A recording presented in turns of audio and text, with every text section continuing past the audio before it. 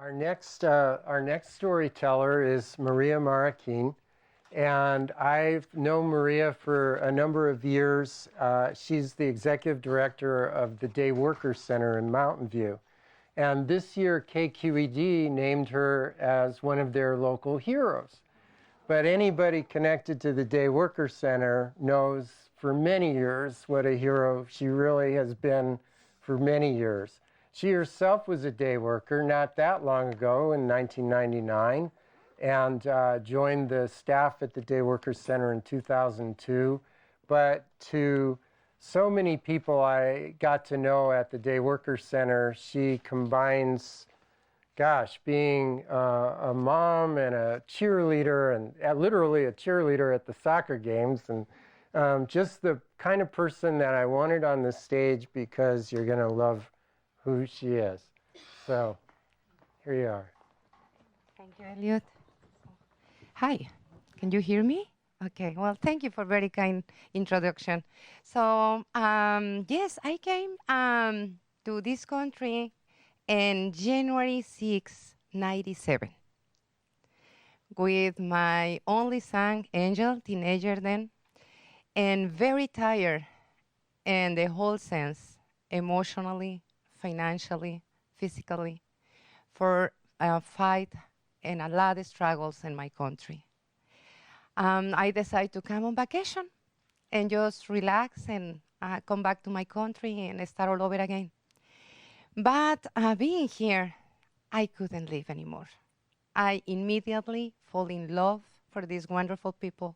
I have been so happy since then, and I'm just so grateful. So I came with my relatives in the Bay Area, Redwood City. And then I overstayed. So I came, my story is not dramatic at all, so I'm related with real heroes. I'm not. I'm just lucky one. I came in airplane, so very easy, and came to with my wealthy family. But I decided to overstay my visa, and then start looking for work. And one of my jobs was selling pans and pots, and so things for cooking. And I still remember knocking the doors in San Francisco, very difficult area for people who doesn't speak English at all. But you need to do that, you need to do. And then I also, another thing that did to survive was sell tamales.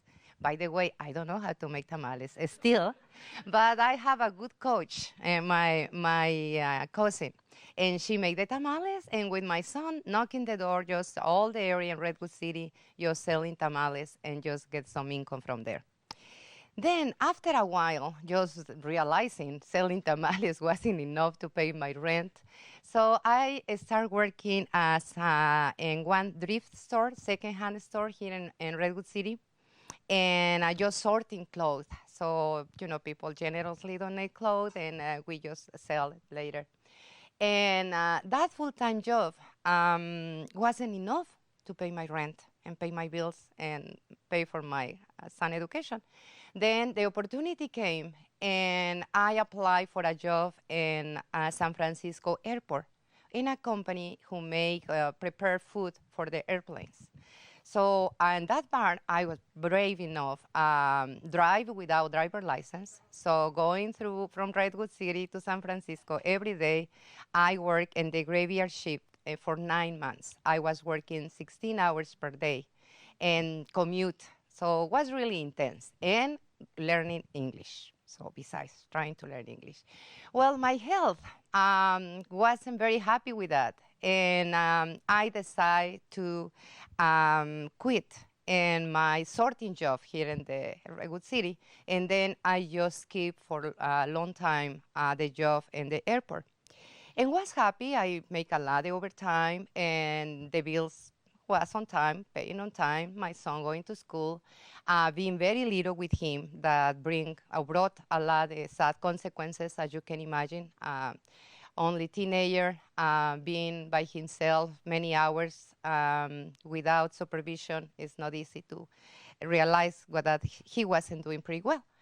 But just you need to work. Then a rumor came about a raid. Immigration went to the airport in the shift in the morning. So I have a graveyard shift. But then I knew the immigration came and just took some compañeros there. And then since then was just living in constant fear. So really, the title of my presentation is Ice Makes Me Shiver. Definitely, literally, literally. And you know, ice means also in Spanish yellow, the same like in English, right? It's really kind of quite a nice coincidence or horrible coincidence, whatever you think. And then I remember I just was having even nightmares. So just I have in my mind, I have a perfect way to escape to the raids. How I'm going to do it? Okay, I'm going to lock myself into the freezer, right? And then nobody will know I'm there. Well, in the nights, I just awake, just really shivering because one night, or one morning, I wake up and said, "Oh my God, I passed away, and nobody knows." And then was like the bell, like made me realize it wasn't good, it wasn't smart, just being imposing myself this kind of torture. And then I quit. Then I was without job, and then is when I get to the Day Worker Center of Mountain View, the magic place that some of you knows already. And that part just changed my life.